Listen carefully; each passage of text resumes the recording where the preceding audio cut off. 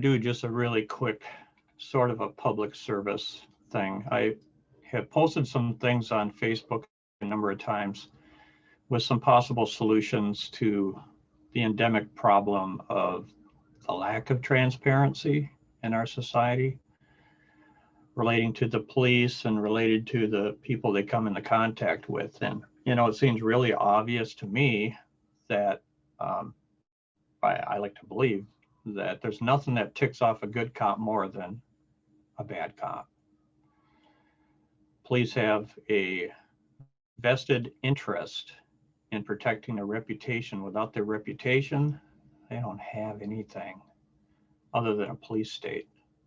They have to force everything, and that's why they call it law enforcement. And I think that's a mistake. They should call it, peacekeepers, which is what they're supposed to truly be. Blessed are the peacekeepers, not blessed are the people that force the law. Our conscience helps enforce the law, and the conscience of our society at large helps enforce the law, but it's organic. So it's not truly like forced force. It's a peer pressure sort of a thing, I suppose. But whatever, I'm not trying to quibble about that. I think there's a good way to solve some of our problems with transparency and accountability, and it's the cameras on the officers' uniforms. I think there should be cameras on everyone's uniform. When they're on duty, the camera needs to be on until they go off duty. And one of the things that they can do to really help society know that things are safe is to have a server with a website that we can access and see what the officers are doing at any given time in any given location. If you want to see what's going on in Minneapolis, Brooklyn Center, St. Paul, wherever it is, you just go to the map, you click on that, and it'll show all the live cameras, and you can click on any of those feeds at any time and see what's going on. A couple of things come out of this. One, it protects the police from people lying on them. And two, it protects the people from police lying on them. This transparency in covering things up, it's going to go way down. So, the lawsuits that are unjust will stop. The abuse by police will stop. If they can't turn the cameras off themselves, then that's going to solve a lot of problems. And of course, you have to go to warrant sometimes on people, and the cameras need to be off, but the cops don't get to decide that on their own. This is where we have a board of overseers that govern that website.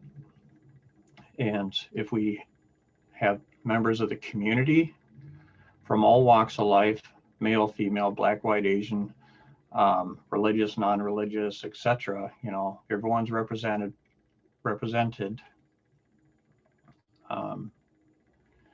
And we can have like someone from the BCA, the DEA, ATF, local police chiefs or something, where when someone says, look, we need our cameras off to go into a warrant situation. So, if we don't want people to know they're coming to get them, right? Otherwise they would just shut down and you'd never arrest anybody. So, and then they have to sign off on that. And then the cameras go back on once they have the place surrounded.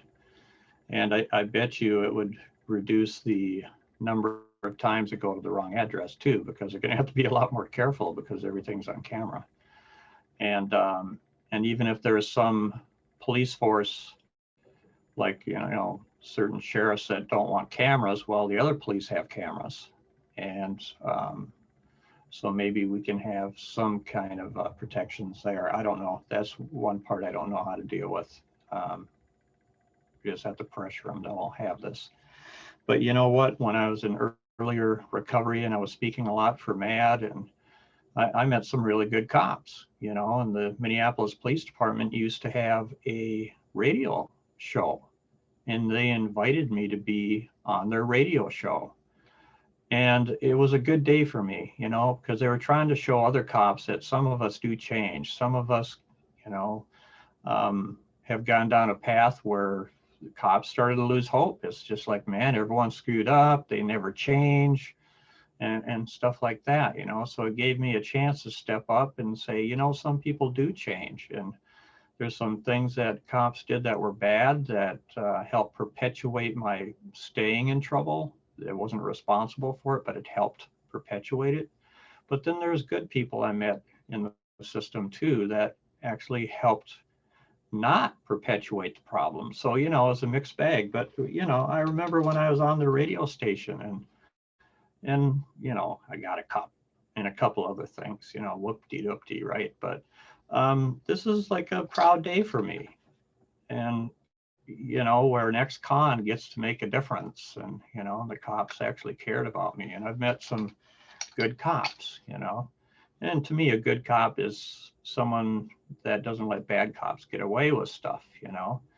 But likewise in society, you know, it's two sides. We have to do our part too. We can't let people get away with doing things to cops that aren't right either. So, you know, if we had this structure and this accountability, I think things would go better. And just throwing that out there. There's my public service commercial. Peace out.